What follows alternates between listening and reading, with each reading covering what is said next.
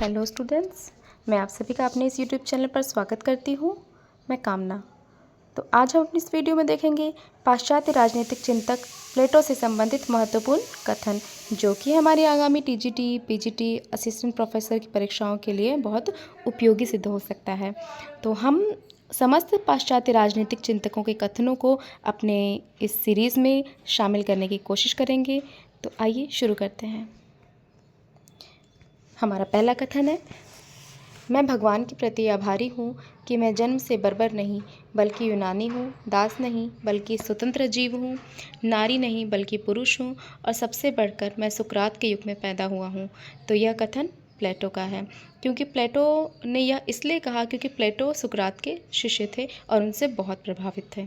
हमारा अगला कथन है, सुकरात के दुखांत अंत ने प्लेटो के चिंतन के हर चरण पर अपनी छाप छोड़ी। यह विल ड्यूरेंट का कथन है। हमारा अगला कथन है, प्लेटो राजनीतिक दर्शन में आदर्शवादियों, रोमांचवादियों, क्रांतिवादियों तथा स्वप्नलोकवादियों का पिता है। यह किसने कहा? यह सीसी मैक्सी ने कहा। आगे बढ़ते हैं। रिपब्लिक का सरोकार समाज की आदर्श दशा का चित्रण करना है। इसे राजनीतिक स्वप्नों में गिना जाता है, अपितु इसका वास्तविक समाज की आलोचना से भी सरोकार है। यह महान व्यवहारिक अंतर्दृष्टि की रचना है। तो यह किसने कहा? यह F.W. कोकर ने कहा, क्योंकि रिपब्लिक और प्लेटो का बहुत महान ग्रंथ था। आज कोई नगर है या अनेक नगर हैं, प्रत्येक में दो भाग हैं, धनी लोगों का नगर और निर्धनों का नगर। दोनों के बीच युद्ध चल रहा है। प्रत्येक के भीतर भी अनेक विभाजन हैं। आप मार्ग से हट जाओगे यदि आपने इन्हें एक जैसा समझा। तो यह किसका कथन है? यह प्लेटो का कथन है।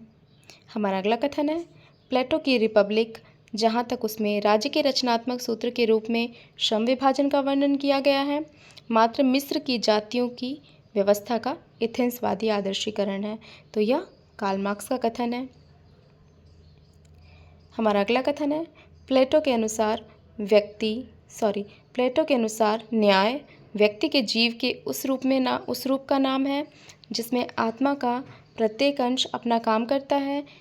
यह राज्य के जीवन का ऐसा रूप है जिसमें हर व्यक्ति व हर वर्ग अपने विशिष्ट कार्यों का निष्पादन करता है। तो यह किसका कथन है? यह बेंजामिन जोवेट का कथन है। हमारा अगला कथन है, विशेषज्ञीकरण पर आधारित राज्य में नागरिक फूट या विसम्मति असंभव है। यह किसका कथन है? यह ई पार्कर का कथन है। इनका पूरा नाम अर्नेस्ट पार्कर है। हमारा अगला कथन है, प्लेटो के न्याय की परिभाषा के पीछे आमूल रूप में उसकी सर्वसत्तावादी शासन तथा उसे स्थापित करने की भावना मौजूद है। यह किसका कथन है? यह कार्ल पॉपर का कथन है, जो कि प्लेटो के बहुत बड़े आलोचक रहे हैं। हमारा अगला कथन है, राजा या शासक ऐसे भगवान नहीं हैं जो हाथ में न्याय की छड़ी रखते हैं। न वे हैं जिन्हें भाग्य ऐसा बना देता है, न वे हैं जिन्हें छल या बल से शक्ति प्राप्त होती है, बल्कि वे हैं जो शासन करना जानते हैं। तो यह सुकरात का कथन है।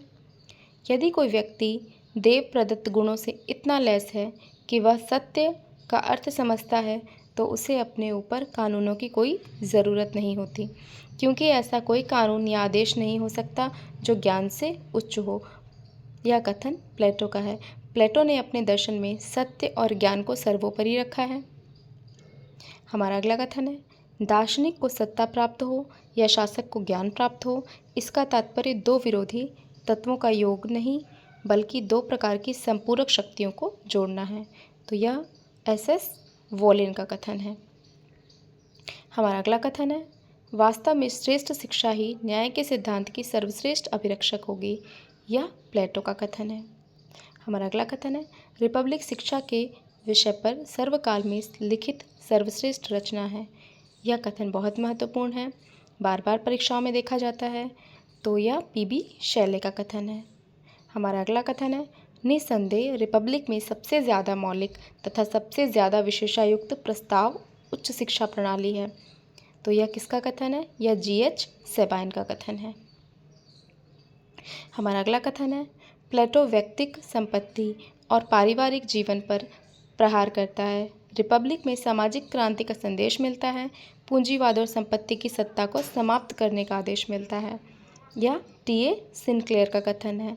प्लेटो ने अपने रिपब्लिक में परिवार और संपत्ति के साम्यवाद का सिद्धांत दिया है, जिसमें वो एक शासक को ना तो परिवार रखने की अनुमति देता है, ना ही संपत्ति रखने की।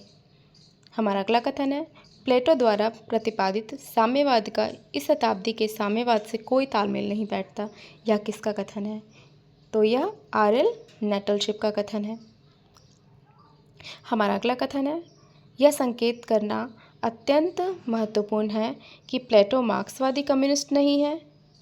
उसका साम्यवाद ना तो सार्वभौमिक है, ना अंतर्राष्ट्रीय। यह इतिहास की आर्थिक व्याख्या पर आधारित नहीं है। तो यह जी कैटलिन का कथन है।